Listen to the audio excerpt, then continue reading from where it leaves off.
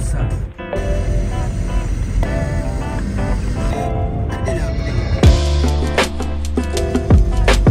Alhamdulillah kami dah sampai di Tamarin Nest. So ni tempat dia. Dia agak cantik.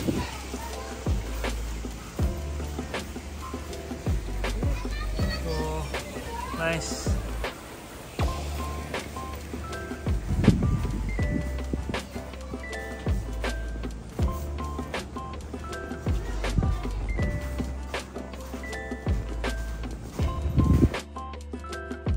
Ni bilik kami lah. Yang ni Aan lah yang uruskan bahagian rumahnya. Okay, cantik. Untuk ambil gambar ni macam ni. Ni bilik kami nombor 16. Okay, bilik kami nombor 16 lah. So, terima kasih Aan. Alright.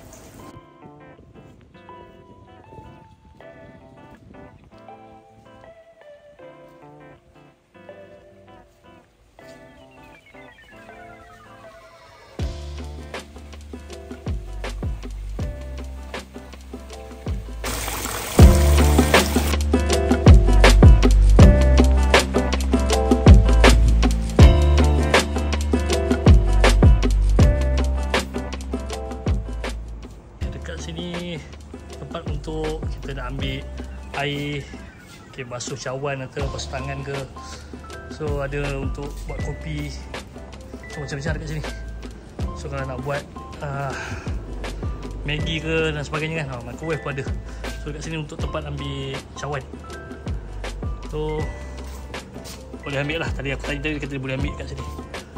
So ni dia punya dining table lah untuk guest makan dekat sini. So nice.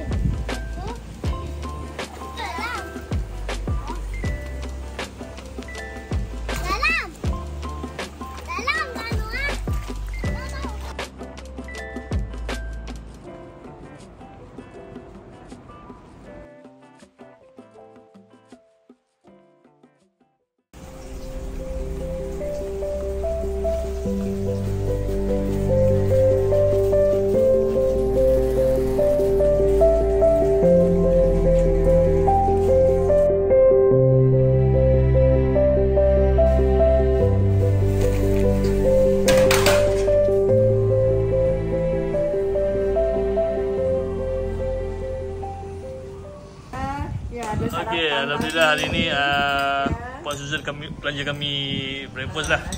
So ada nasi lemak, ada kuih-kuih. so ada kuih, Ada kuih ya. dan roti lah untuk breakfast. So ni roti canai. So alhamdulillah Ya. pagi ni. Okey, Puan Susan Ya, halo.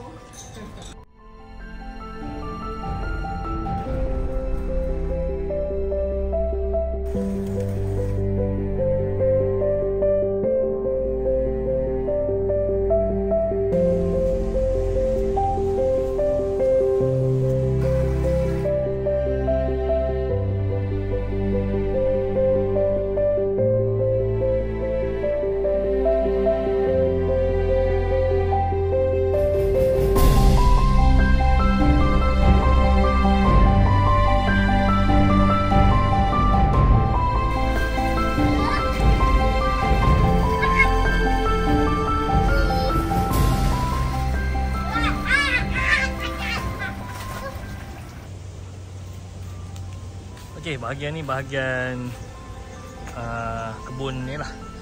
Kebun villa ni. So owner tanam ni memang untuk customer yang datang kalau nak makan boleh petik kat sini. So tak ada masalah. Memang untuk customer juga. So ni dikatakannya sebagai ni organik lah. Kita boleh tengok sini. So dia tak guna sebarang baja kimia dan sebagainya lah.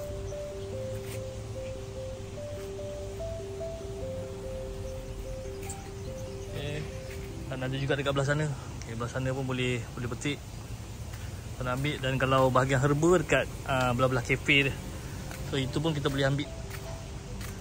So kalau nak masak Maggi ke apa, nak guna dia punya daun-daun herba, so boleh pakai. So ni.